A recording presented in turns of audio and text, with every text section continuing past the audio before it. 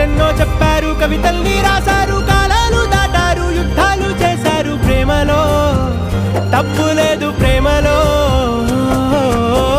వేల వేల వెన్నెలంత నీదవాలి వెలుగునంత మోయమంటే నేను ఎంత రే.